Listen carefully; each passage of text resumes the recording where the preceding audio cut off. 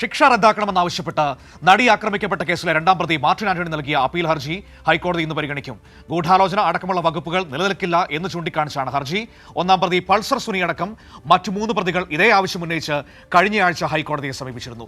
വിവരങ്ങളുമായി ഇപ്പോൾ തിയോഫിൻ കൊച്ചിയിൽ നിന്ന് ചേരുകയാണ്. തിയോഫിൻ, ശിക്ഷ റദ്ദാക്കണമെന്നാണ് ഇപ്പോൾ ഈ മാർട്ടിൻ ആന്റണി, ഡ്രൈവറായിരുന്ന മാർട്ടിൻ ആന്റണി ആവശ്യപ്പെട്ടിരിക്കുന്നത്. അയാളുടെ ഹർജിയാണ് ഇപ്പോൾ ഇന്ന് കോടതിയുടെ പരിഗണനയിലേക്ക് വരുന്നത്.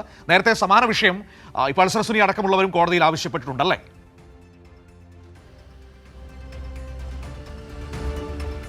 മനു, ഈ കേസിൽ, അതായത് നടി ആക്രമിക്കപ്പെട്ട കേസിൽ രണ്ടാം പ്രതിയാണ് ഈ മാർട്ടിൻ ആന്റണി.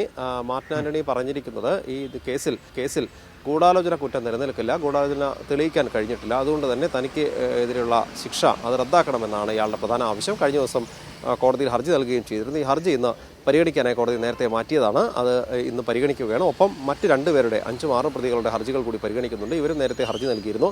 തങ്ങളെ ഈ ശിക്ഷയിൽ നിന്ന് ഒഴിവാക്കണം എന്നാണ് പ്രധാനമായും ഇവരുടെ ആവശ്യം. ഇതോടൊപ്പം തന്നെ ഒന്നാം പ്രതി പൾസർ സുനി ഹൈക്കോടതിയിൽ നേരത്തെ ഹർജി നൽകിയിരുന്നു.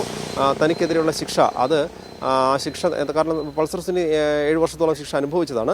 അതിൽ ഇനിയുള്ള ശിക്ഷ ഒഴിവാക്കണം എന്നാണ് ആവശ്യപ്പെട്ടിട്ടുള്ളത്. താൻ കുറ്റം ചെയ്തിട്ടില്ല എന്നും പൾസർ സുനി പറയുന്നുണ്ട്. തന്നെയുമല്ല, ഇതിൽ ഗൂഢാലോചന കുറ്റമില്ല, കുറ്റം ചെയ്തതായി തെളിയിക്കുന്നതിന് ആവശ്യമുള്ള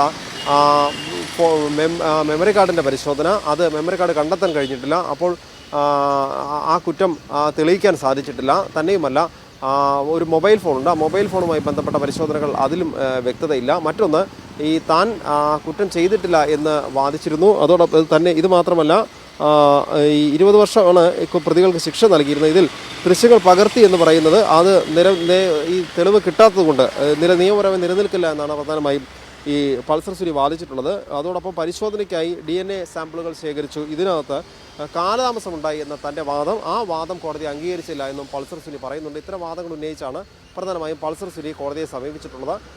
അതിന് പിന്നാലെയാണ് മറ്റ് പ്രതികൾ കൂടി കോടതിയെ സമീപിച്ചത്. ഇതിൽ മാർട്ടിൻ ആന്റണിയുടെയും മറ്റ് 2 പ്രതികൾ വടിവാൾ സുനി, പ്രദീപ്, ഇവരുടെ കൂടി ഹർജികളാണ് ഇന്ന് കോടതി പരിഗണിക്കുന്നത്. മനു.